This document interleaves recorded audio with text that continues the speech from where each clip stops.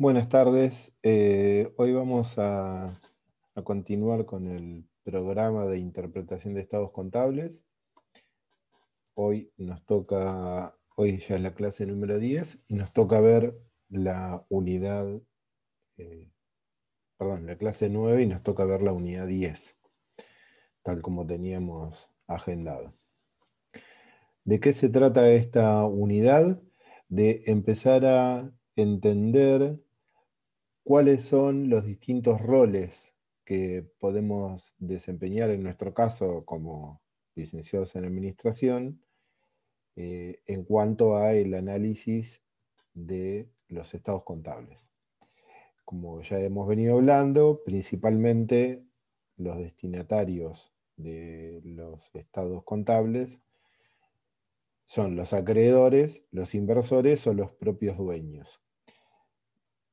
Ya sabemos que dependiendo si yo soy un acreedor de la empresa que voy a analizar, o soy un inversor, o soy el dueño, o el gerente de administración y finanzas, por ejemplo, va a ser distinto la cantidad, va a ser distinta la cantidad de información a la cual puedo acceder y por ende va a variar el tipo de análisis que realicemos.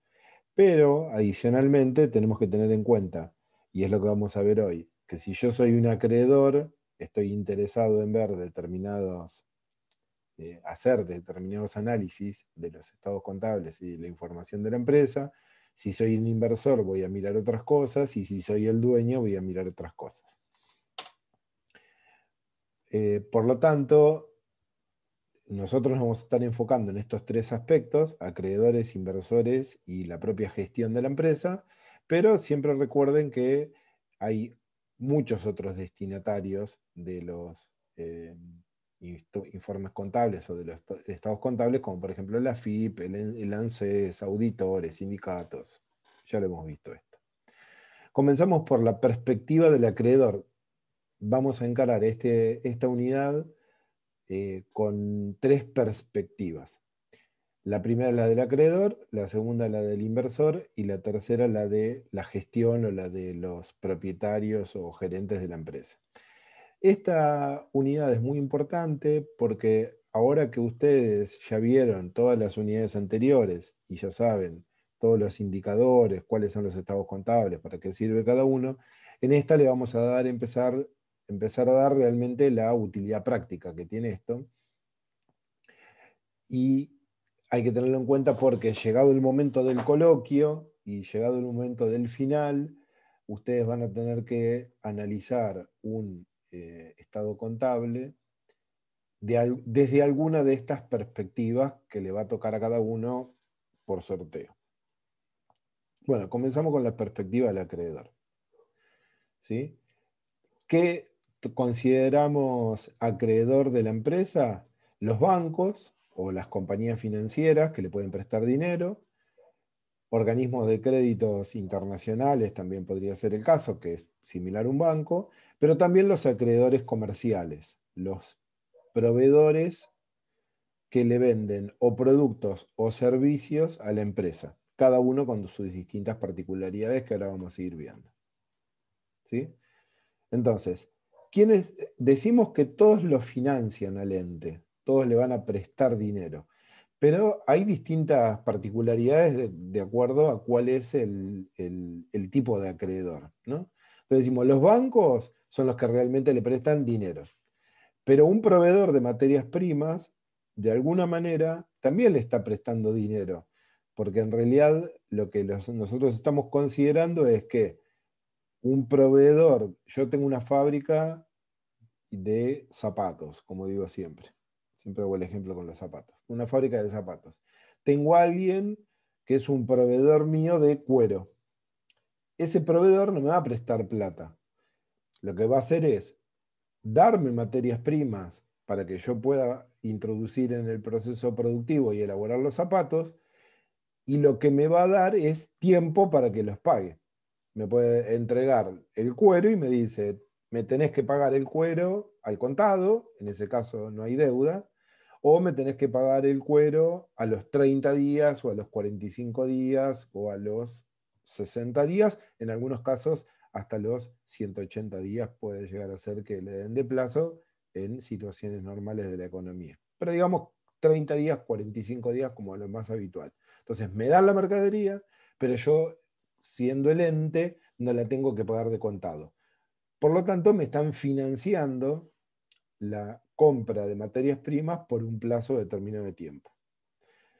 Después, más allá de que los acreedores comerciales, en general, los podríamos resumir como los que me venden materias primas o los que me venden ya productos terminados, si yo fuera un comercio, que solo compro y vendo productos terminados, también es un acreedor o un proveedor del ente el que me alquila el inmueble, el que me vende insumos de computación, el que me vende librería o artículos de librería, el que me da el agua para los sparkling de la oficina, los proveedores de servicio, los proveedores de servicios como ABSA o Edelap o Telefónica o Movistar, y hasta el gobierno, ARBA, ANSES, la FIP, que me pueden dar plazo para pagar los impuestos.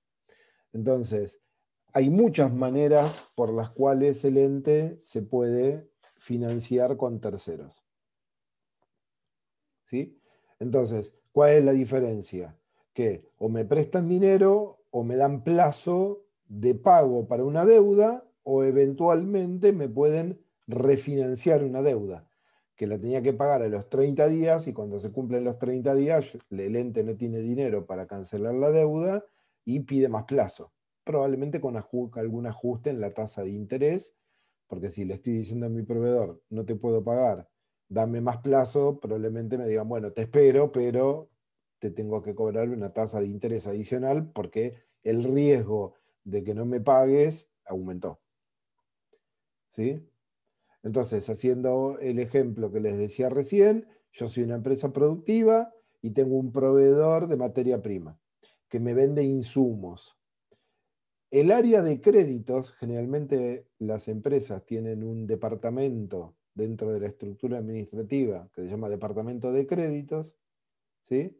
Que lo que va a hacer es abrirle dentro del proveedor de materia prima al cliente, que es la empresa productiva, una carpeta de crédito. O sea, un legajo, donde va a tener toda la información que le va a solicitar el ente.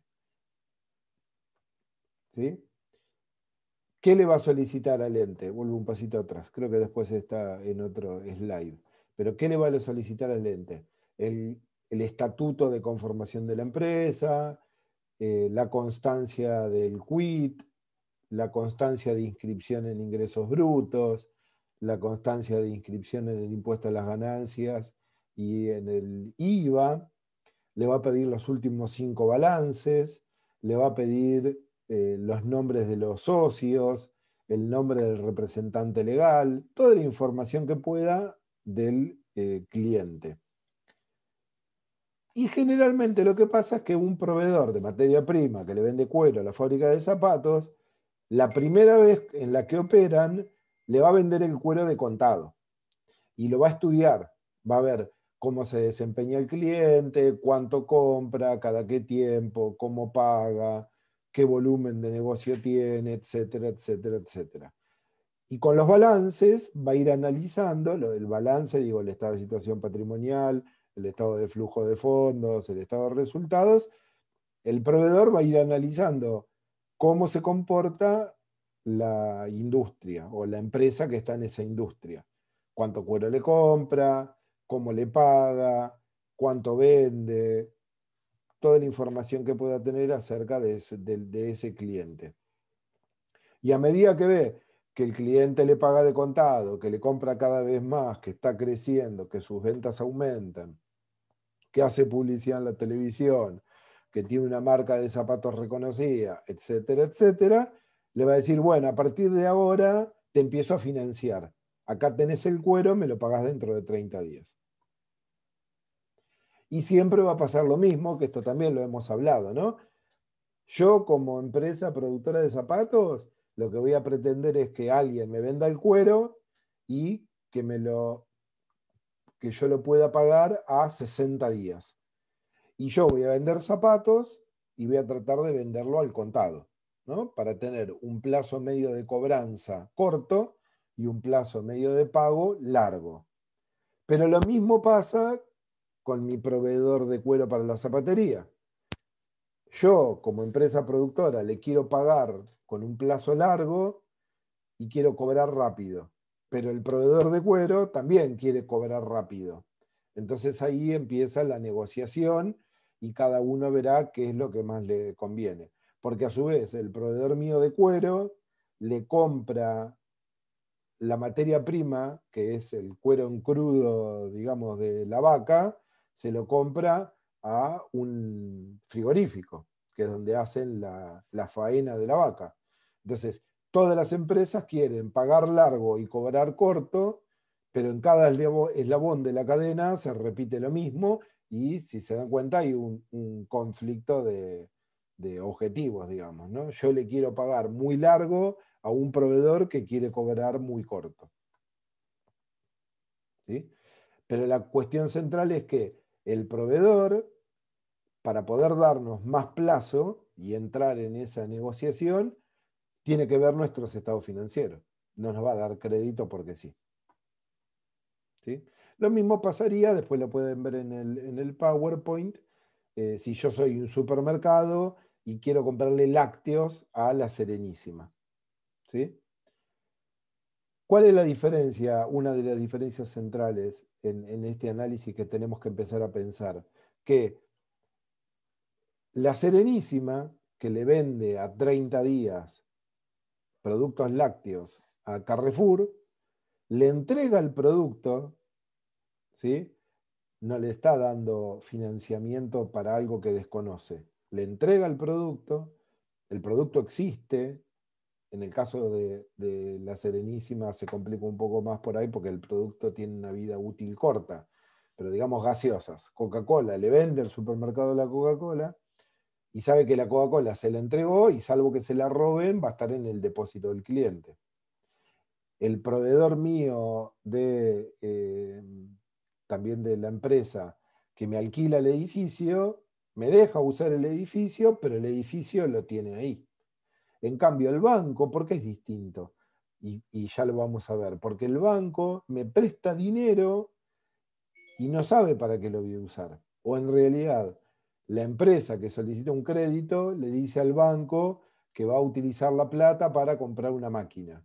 Entonces el banco tendrá que tomar medidas para verificar que con la plata que le prestó, realmente la empresa que solicitó el crédito compró una máquina y no que usó la plata para que el dueño la retire como dividendos. ¿Sí? Porque el destino de los fondos es algo muy importante en la evaluación de la situación económica y financiera de una empresa desde la perspectiva del acreedor. ¿Sí? Esto es lo que le mencionaba recién, del hecho particular de que el banco tiene que saber para qué se va a usar el dinero que le presta a una empresa. En la contabilidad lo vamos a ver como deudas bancarias, desde el lado del ente, porque le debe plata al banco, y acá como les decía, el banco va a tener que asegurarse de alguna manera cuál es el destino de los fondos. ¿Sí? Esto está repetido, o mejor dicho, ya lo dije antes, el supermercado que le compra Coca-Cola o gaseosas a Coca-Cola va a registrar la deuda como una deuda comercial. Coca-Cola respecto del supermercado es un acreedor comercial y hablamos de deudas comerciales. Entonces, no es lo mismo prestarle plata a una empresa que la necesita para invertir en maquinaria o para comprar un inmueble donde existe un bien que la empresa va a comprar, que un banco le preste plata a una empresa para que pague sueldos, ¿sí? O para que le pague a un proveedor.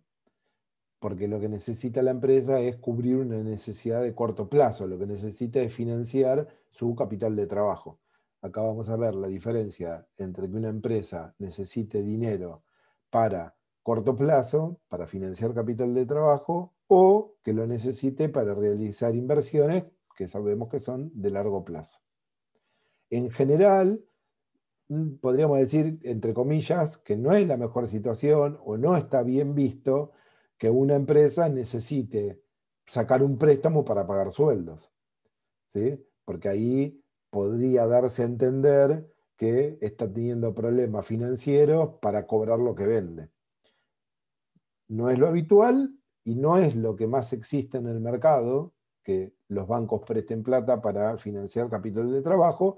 Sin embargo, hasta hace no mucho tiempo, el gobierno, el Estado, cuando había situaciones complicadas en la economía, otorgaba lo que se llamaban a las empresas préstamos de inversión productiva.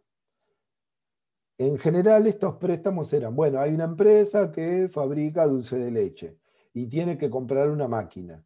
Entonces el banco le daba el préstamo a una tasa financiada. ¿Por qué la tasa que daba el banco estaba financiada? Porque el banco cobraba normalmente por un préstamo de este tipo 20% de interés. Pero ante la situación de emergencia del país, el banco a la empresa productora de dulce de leche le cobraba 10% de interés y el gobierno financiaba la diferencia, ¿sí? En general se llamaban de inversión productiva porque eran para comprar computadoras, muebles y útiles, escritorios, sillas, para arreglar las oficinas. Generalmente eran para invertir. Pero llegó un momento en que el banco también empezó a otorgar estos préstamos para financiar cuestiones muy de corto plazo, como por ejemplo el pago de sueldos. ¿Cómo funcionaba este sistema? El Banco Central de la República Argentina decía, tengo tanto dinero para subsidiar tasa. Le daba un cupo de dinero a cada banco comercial, al Banco Galicia, al Banco Itaú, al Banco Credicop, a todos los bancos, y esos bancos salían a ofrecerle crédito a tasa subsidiada a empresas que necesitaran el dinero o para invertir o para financiar capital de trabajo. ¿Sí? Esto que dice ahí, lo pueden ir leyendo, es lo mismo que le comentaba recién. ¿Sí? Cuando es inversión productiva, esto es a título informativo, el banco le pedía a la empresa que le entregue una copia de todas las facturas de las cosas que compró con el préstamo que le otorgó. Y en algunos casos se solicita una factura pro forma, que es como una primer factura que se puede conseguir cuando voy a hacer una inversión grande. ¿Qué quiere decir? Una empresa quiere comprar un camión, le pide a la concesionaria que le haga una factura pro forma, yo presento la factura pro forma en el banco como garantía de que me van a prestar un dinero para comprar un camión, y el día que la empresa realmente compra el camión y se lo entregan y la concesionaria se lo factura, tengo la factura definitiva y la presento en el banco para justificar que realmente con el dinero que me prestaron me compré un camión. Generalmente, cuando estamos hablando de un banco, le van a pedir al ente los últimos 3 juegos de estados contables, o los últimos 5, ¿sí? Completos. Estado de resultado, estado de situación financiera, estado de evolución del patrimonio neto, ya dijimos que le pidió el estatuto, le pidió la información contable, ¿sí? Y suele pedirle un flujo de fondos histórico, cómo se movió año por año la caja de la empresa, un flujo de fondos proyectado para ver a quién le está prestando plata y cuáles son los negocios a futuro, un listado de deudas comerciales clasificadas por tipo, un listado de facturas emitidas por cobrar, un listado de contratos de venta que están en negociación y que son potenciales ventas en el futuro. Le va a preguntar información de, como siempre decimos, del contexto, qué vende, en qué mercado, en qué países, cuántos clientes son de Argentina, cuántos clientes son del exterior, si fuera el caso. Le puede pedir como garantía el título de propiedad o la escritura de la casa, de la propiedad o el inmueble donde funciona la empresa, o el contrato de alquiler, eventualmente. Y también le puede pedir garantías a los dueños, ¿sí? Cuando es una pyme que pide plata en un banco y que no tiene la misma configuración que una gran sociedad anónima que cotiza en bolsa, probablemente le pida una garantía al dueño o le haga firmar un pagaré, le diga, mirá, yo te presto plata, no tenés un inmueble para poner como garantía del préstamo, entonces te pido una garantía o un aval, se llama un aval, que es similar a una garantía, donde el dueño de la empresa dice, bueno, si llega a pasar algo y la empresa se funde, yo voy a pagar el dinero que estoy solicitando. Y les decía que para la empresa hay otras formas alternativas de financiarse. Por ejemplo, yo puedo generar capacidad financiera en mi empresa prolongando los plazos de pago actuales. Le debo plata al dueño del inmueble donde funciona la empresa y le digo, mirá, no te puedo pagar el alquiler el mes que viene ni el siguiente, te voy a pagar todo junto dentro de 3 meses. O la librería donde normalmente compro los insumos de papelería, le digo, mirá, necesito que me extiendas el plazo de pago a 45 días. Y lo que hago es comprar tiempo para juntar el dinero para pagar la deuda. Y también hemos visto que otra alternativa que tienen las empresas que cotizan en bolsa es emitir obligaciones negociables. ¿Sí? Las ON o obligaciones negociables, la empresa lo que hace es ir a la bolsa de comercio y en vez de emitir acciones y venderlas, con la consecuencia de dilución del capital, como ya habíamos visto, emite obligaciones negociables. Y son títulos que se venden. Alguien los compra y por eso va a recibir un interés. Por lo tanto, tanto el acreedor comercial como el acreedor financiero va a tener como objetivo analizar la información económica y financiera del ente para ver si éste tiene capacidad para hacer frente a sus obligaciones en compromisos futuros, tanto de corto plazo como de mediano o largo plazo. ¿Cuáles son los elementos fundamentales que va a analizar un acreedor al momento de decidir si le otorga a una empresa crédito?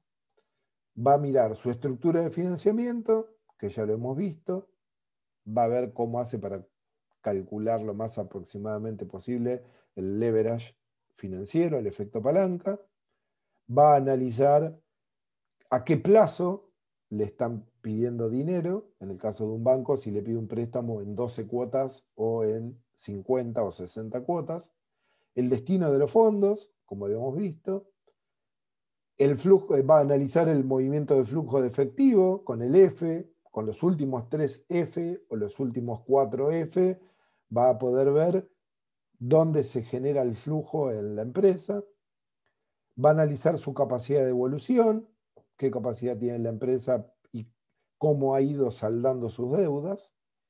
Y hay algo que es un poco más complejo, que ustedes en la práctica no lo van a ver en algún ejercicio, que son modelos matemáticos de predicción o proyección de insolvencia. ¿Sí? Porque sabemos que la insolvencia es una foto, que sería cuando el indicador de solvencia me da mal, ¿sí? Quiere decir que la empresa no tiene solvencia y podría caer en insolvencia financiera, con lo cual no podría pagar sus deudas. Hoy puede ser que esté bien, pero hay modelos que se hacen con estadística y con matemática para tratar de determinar a partir de la proyección del negocio si hay riesgo que en algún momento la empresa que solicita un crédito caiga en una situación de insolvencia. Estructura de financiamiento, ya lo hemos visto, ¿sí? Ya sabemos que cada vez que la empresa se endeuda, empeora su estructura de financiamiento, porque aumenta el pasivo, pero aparte porque disminuye proporcionalmente el pasivo en la mezcla. Si tenía 30% de pasivo y 70% de patrimonio neto, ahora voy a tener 40% de pasivo y 60% de patrimonio neto. Cambia el ratio de endeudamiento, que sabemos que es pasivo dividido patrimonio neto, o endeudamiento sobre activo, que es pasivo sobre activo, ¿sí? Pero siempre esto es una foto, ¿sí? ¿Cuál es la estructura de financiamiento con y sin el préstamo? ¿Sí? Pero también hay que ver el histórico. ¿Cuál fue la estructura de financiamiento de la empresa que está solicitando un préstamo a través del tiempo? Para ver si cada vez se endeuda más y está más comprometida su situación, o si tiene una estructura de financiamiento que se estable en el tiempo.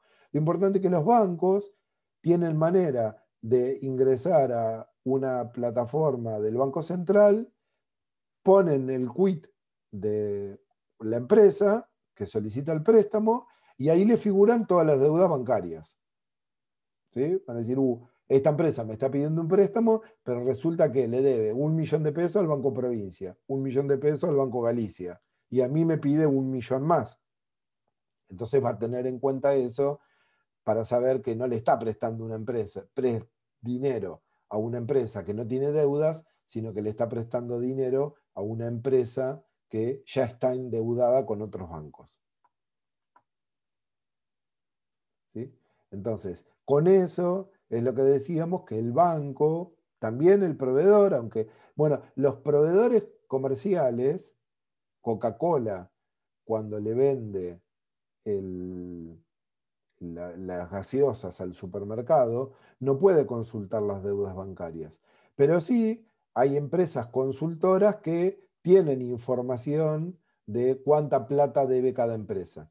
¿Sí? Entonces yo puedo comprar historia crediticia y saber, por ejemplo, si un cliente tiene préstamos, cuántos cheques emitió, cuántos cheques pagó, cuántos cheques estuvieron rebotados por falta de fondo, cuánta plata le debe al gobierno por impuestos. Entonces, se pueden contratar servicios de consultoría, ¿sí? Un Coca-Cola puede analizar qué tan buena es una empresa sin tener acceso quizá a la misma información que tiene un banco.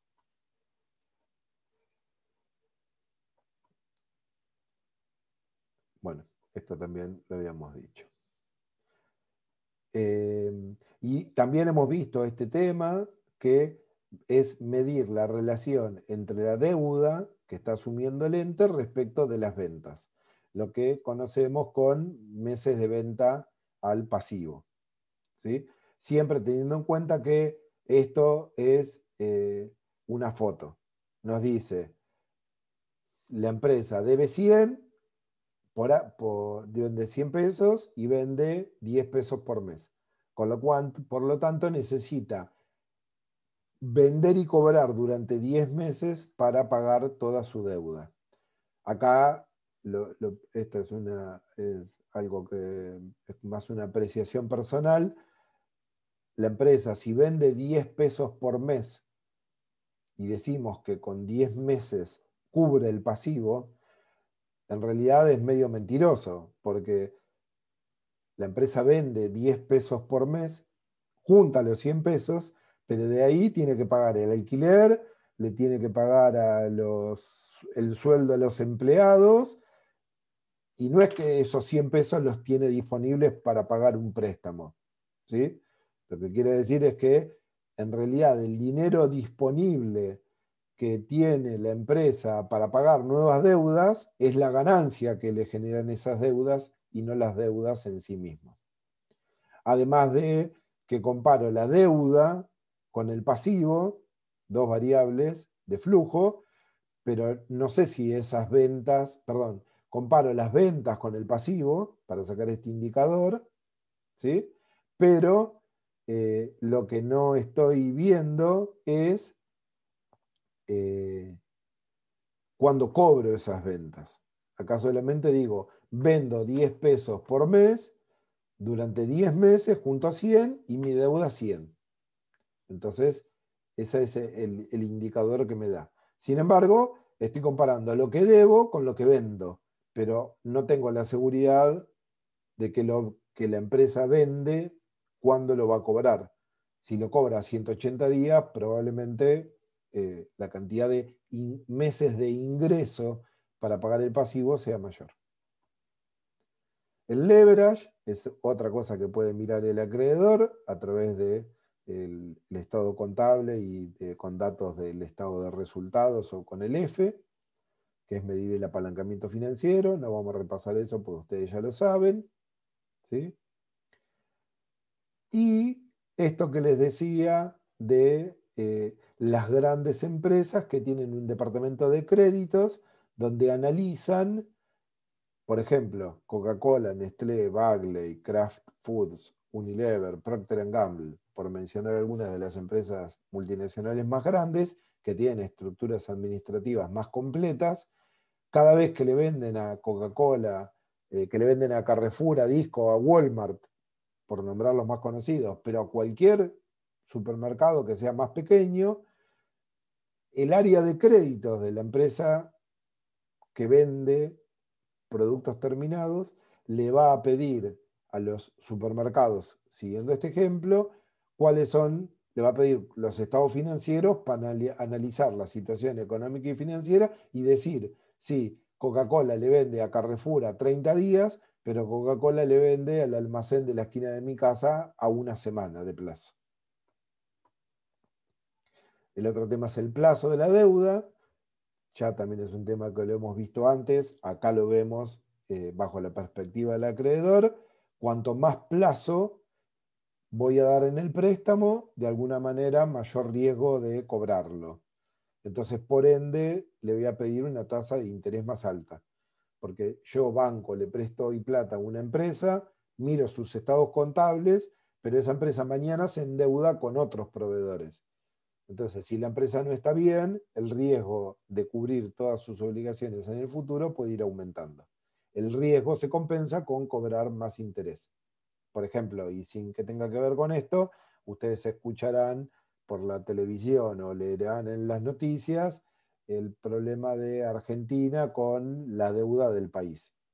Que a Argentina le cuesta más dinero financiarse que a otros países.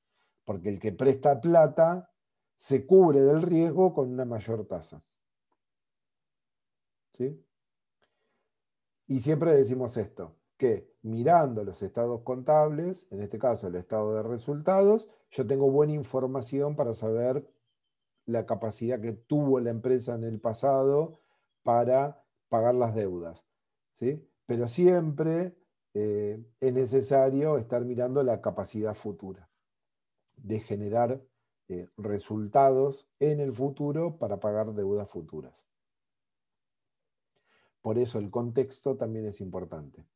No es lo mismo prestarle plata a un supermercado que funciona en la ciudad de La Plata desde hace 20 años, que tiene un montón de clientes, que tiene 5 sucursales, que prestarle plata a un supermercado nuevo, que todavía no comenzó a funcionar y que no sabemos cómo le va a ir.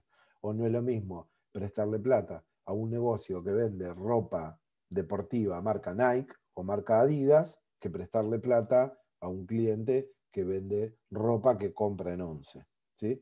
La marca, la reputación de la empresa, la clientela, la cantidad de años que hace que trabaja, etcétera, también es algo que se tiene en cuenta para que un banco o un acreedor comercial decidan prestarle plata a un ente. Y las garantías se lo mencioné antes, ¿no? Que muchas veces, cuando son pymes principalmente, el proveedor de mercadería o el banco puede ser que le pidan a los dueños de la pyme una garantía o que le firmen un pagaré.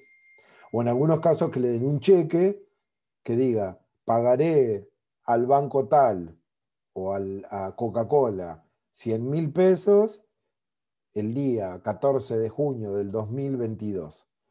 Ese cheque, que se llaman cheques diferidos o postdatados, Coca-Cola no lo puede ir a cobrar ahora al banco, pero se lo guarda como garantía. Si cuando vence el plazo de la deuda el supermercado no le paga la gaseosa a Coca-Cola, Coca-Cola tiene un cheque. Va al banco y lo cobra.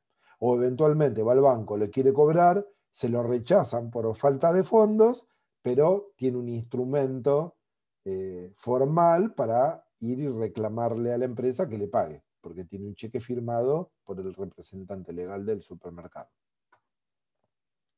Los modelos de predicción de solvencia, que les decía que no los vamos a ver en profundidad, ¿sí? Son estos modelos matemáticos que sirven para evaluar a futuro la predicción. Ahora, ¿qué pasa? Cuanto más inestable es la economía de un país, o más variación hay en la inflación, o en las crisis económicas, es más difícil que estos modelos matemáticos predigan bien, que hagan una buena predicción de lo que va a pasar en el futuro. Son más utilizados en otro tipo de economías y situaciones. Pero, de todas maneras, eso no quiere decir que si yo tengo la posibilidad de armar un modelo de predicción de solvencia o de predicción de insolvencia, lo puedo hacer. ¿Sí? Ahora, lo puedo hacer, pero tengo que saber que no puedo basar mi decisión solamente en este modelo. Tengo que mirar todas las herramientas posibles. Si quieren ver más detalles de esto, lo tienen en la bibliografía, está más explicado en el análisis de estados financieros bajo distintas perspectivas de Jorge Orlando Pérez. Y la flexibilidad financiera. Este ratio mide cuánto representa como porcentaje el activo corriente respecto del activo, ¿sí? Del activo total. ¿Qué quiere decir esto? Que cuanto más alto sea el ratio, cuanto más proporción haya de activo corriente, dinero en efectivo, efectivo y equivalentes, o cuentas por cobrar de corto plazo, o inventarios, cuanto más proporción tenga de activo corriente, en principio uno puede decir que la empresa va a tener menos problemas para pagar sus deudas porque está bastante líquida, por decirlo de alguna manera.